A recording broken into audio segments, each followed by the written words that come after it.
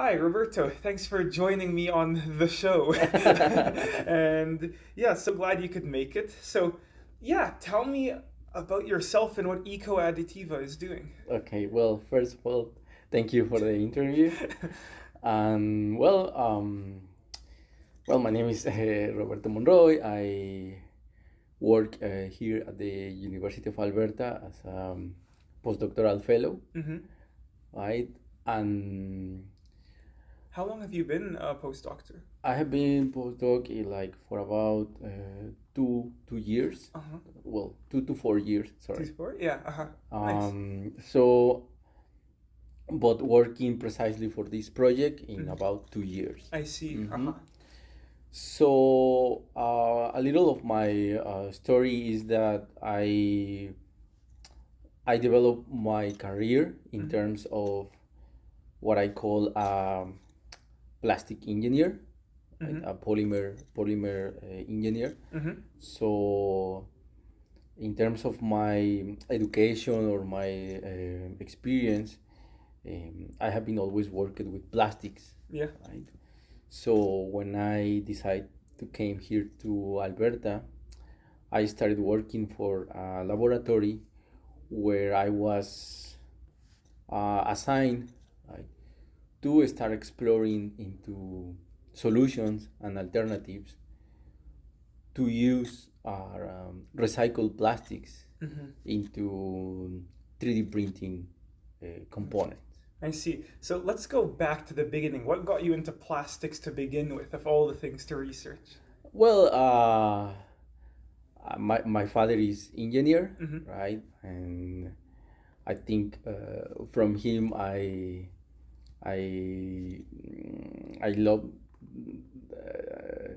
how can I say I learned from him, Yeah. right? Was he in plastics as well, or He polymers? was working in the automotive industry in Uh huh. Mexico, right? And he was also when he was young he was mechanic, Hmm. so he knows a lot about cars. Yeah.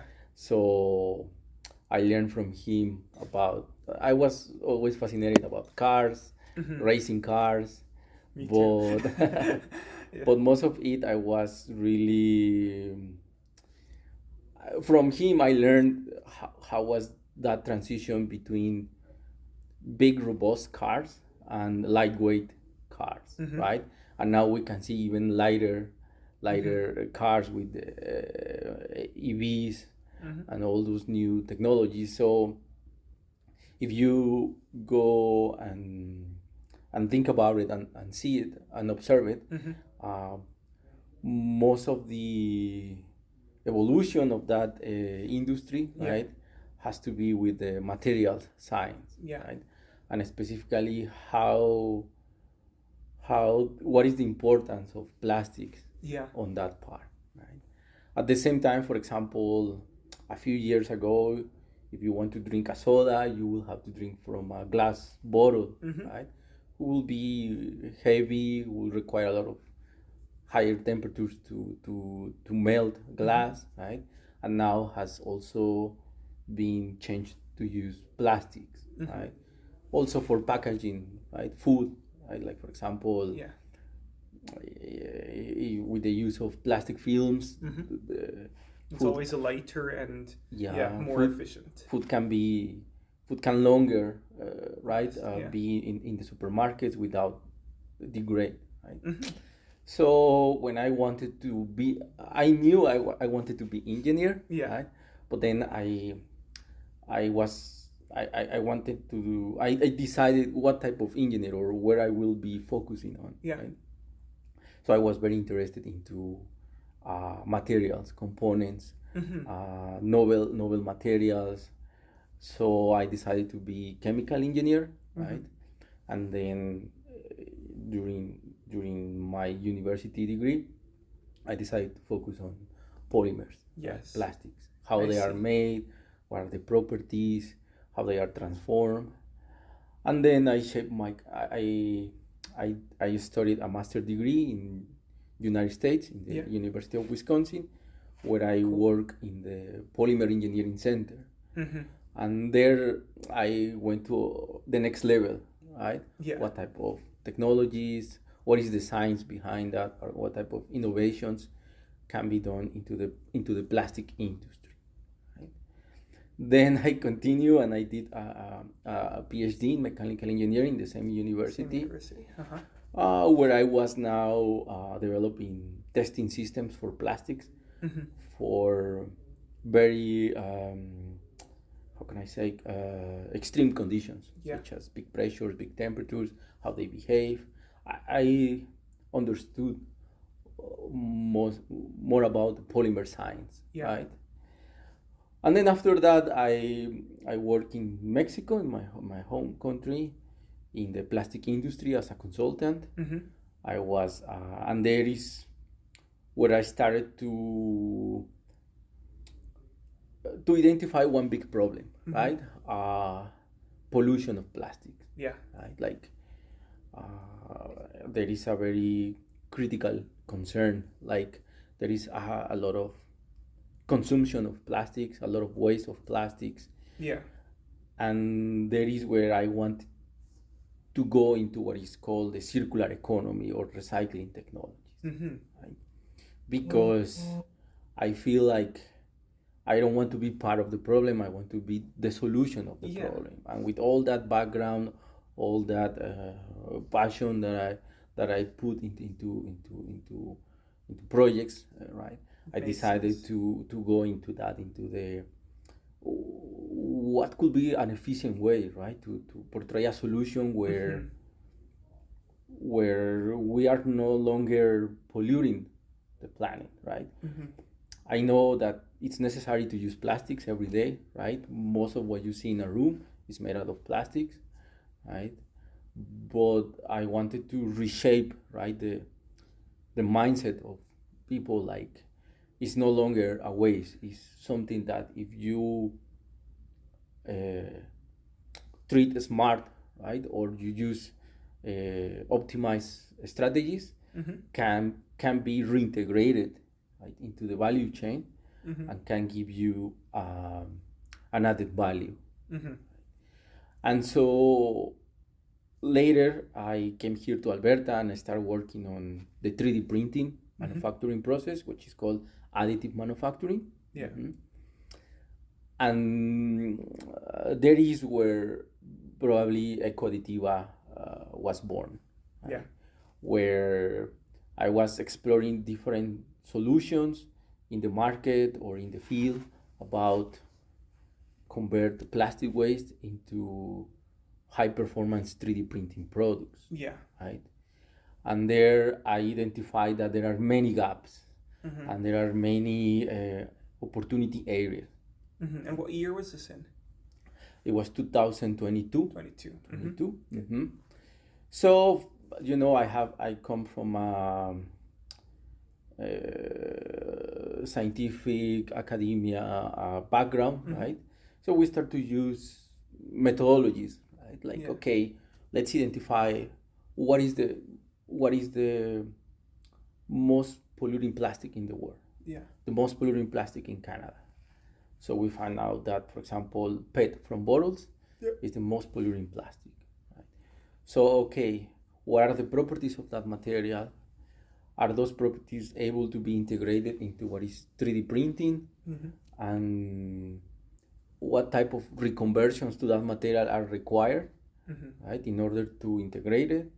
What type of formulations, what type of process, what type of manufacturing strategies, and then how can we test, right, that could have potentially higher properties in order to create applications for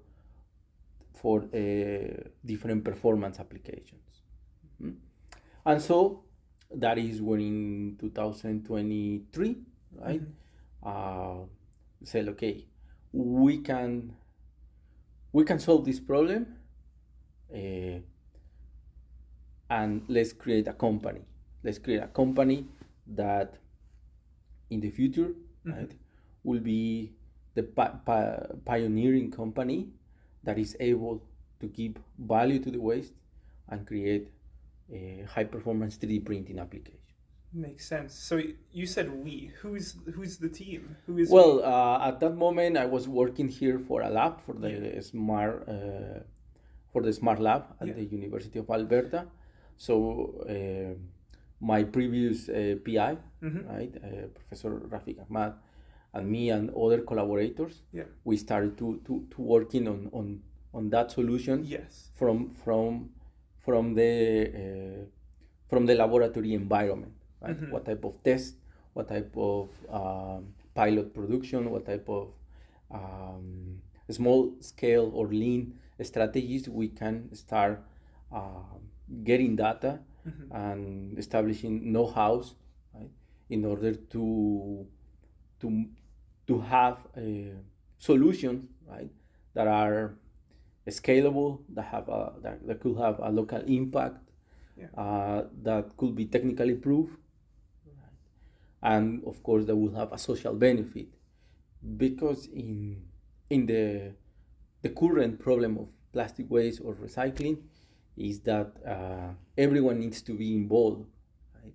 Like anyone, like a consumer needs to be aware that separation of waste, separation of plastic, it's very critical. So when we take that waste that is separated and that is classified, it's easier to incorporate into the value chain, and it's easier to transform, and it's easier to create a new product. Makes sense. Otherwise, it's very hard, it's not economic viable, and then we'll end up in landfills or we'll end up in oceans. And there is a big problem about microplastics, where all those Small waste pieces, degrade in the ocean and then are into micro elements, and then pollute animals, pollute people, pollute everyone. Yeah. So that is like Eco Additiva is doing now. Yeah. Okay. So then, how does that work? Like, how do you take a bottle and turn that into 3D printing material? I mean, it's all plastic, but it's very different in use, appearance, application. So, what does that look like? This is an effort of many stakeholders. Yes. Right? So we have contact, for example, bottle depots here in Alberta, where they give you a refund, right, from your PET waste, right? So they separate, classify the material, right? So we take it from them, right? We take some elements such as labels, such as the caps, and then we start to crushing the bottles, right, into small elements.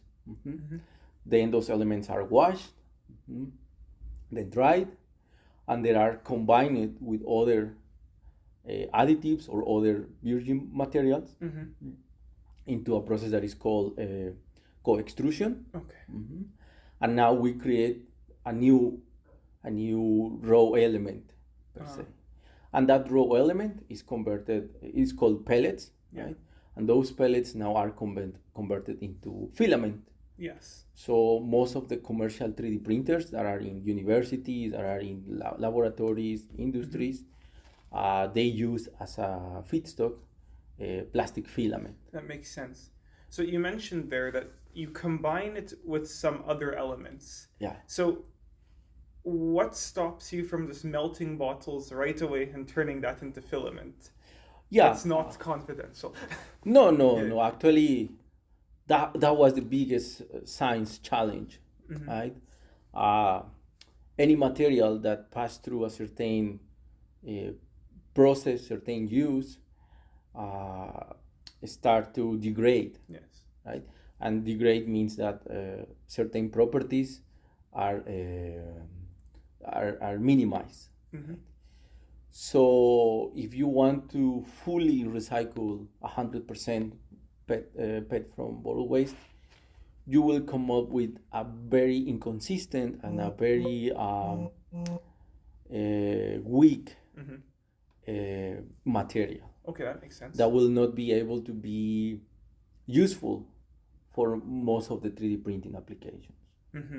So that is where I Your team. Yes. and a couple of researchers here in the University of Alberta, we start to create design of experiments. We start to create to get to know about materials that will have similar properties. We'll be able to combine. We'll be able to process certain chemicals that, if you add into the process, will increase flexibility, will increase the thermal will protect about thermal degradation or other chemical degradation. So that was the biggest know-how and science part that we were working through 1 year and a half in order to get the optimal combination. Because that optimal combination will let you to have more than 40% of recycled content and will create higher properties than other commercial filaments available in the market. I see. So in this case, you will have an element, or you will have a material that is competitive in cost, competitive in performance, and sustainable, right? And not only we have focused on the material, right? For example, one of our biggest success cases, right, is that, for example, a company that uses metal components in its value chain, right, now is switching to our components, right?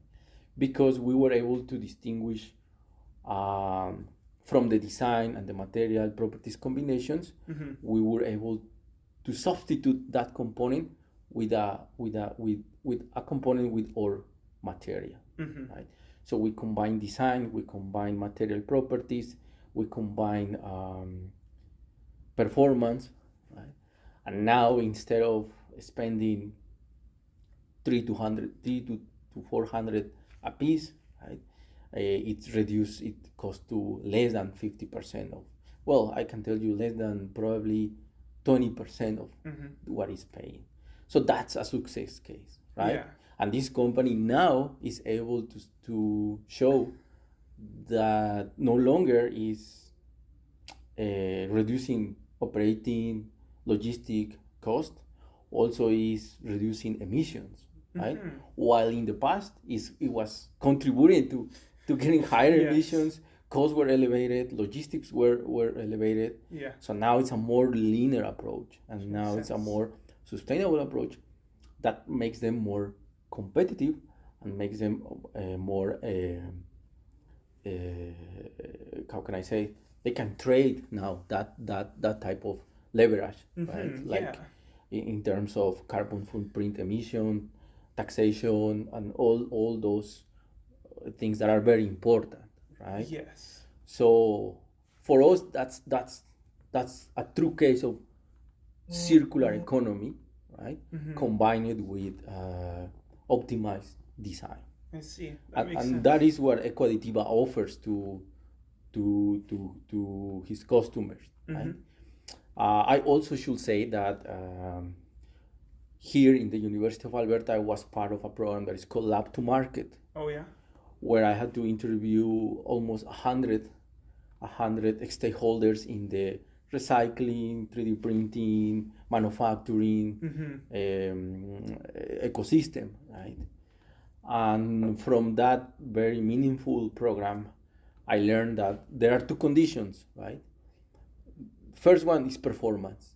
If you are going to come up with something eco-friendly or sustainable, it's great, but you have to comply with performance. Yes. Otherwise, it's not viable, or it's not attractive, right? I see. And the second, it has to come up with something that is practical, right? We are not combining many materials, or no. We are using the most practical approach, where we can use as much as recycled content, but that could be practical for anyone who has a 3D print. Makes sense. So that is where we have been exploring, right? From a big problem, strategies, methodologies at the lab, case studies, and that's where we come with that solution. So then in terms of the business now, so it sounds like you already have a product, you've developed the filament. So are you selling this filament? Do you have partners that are using it? So where are you now in terms of the product and the business? In terms of the business, in terms of the product, we have identified what is our main product, what is our main customer segment, what is our main sales pitch, what is our main value proposition. Right? Additionally, we have identified what are the steps to the risk, right? Any investment, potential investment, right? In terms of what type of equipment, what type of production, what type of hardware, right? We require, right? So that's in terms of let's say the product and the production, right? Now the business is still a small company who has been only invested money in, right? Who has collaborated with the university through a MyTax grant. And this is now ending on this year, where we were able to develop the whole product and production. And now the business is looking to scale, right? And in order to scale, is looking for capital, right? So with that, we are looking to start setting our first pilot production or batch production, where we will have a stock to commercialize materials. Yes. Now, this is very important, right? Through the market inspection, right, we have identified that most of our potential customers or current agreed customers, right, they require specific characteristics, which will require a specific production, right? So the company has decided to focus on those customers at the moment, instead of having a standard product that will be in the market, will be in Amazon or will be any platform. It's going to be focused on specific orders, right? They might be at low scale, right? But it will increase the traction of the company and the main value of the company, which is able to convert waste, right, into specific high performance 3D printing applications. That makes sense. So nowadays, the business is focusing on those small customers, focusing on produce for them, focusing on give them the best solution, and then from that production, right, start exploring more and more, let's say fixed customers, right? And then with that capacity or with higher production capacity, start to commercialize a standard version that will be available for or will be suitable for most of the customers, potential customers, right? This is very important because at the beginning, right, we were thinking or we were aiming, right, to get investment, produce, sell, compete with other established producers, right? But through the mentoring, through the IC Incubator analysis, and we have established, the lowest risk strategy for you is maybe to focus on specified customer productions, right? And with your value proposition, go and look for more and more specific customers, where there you will start increasing the traction, increasing experience, increasing prestige, and then now you start becoming a Bigger big fish deal, and bigger fish. a big deal, right? All right. Well, thank you so much, Roberto. Thank you.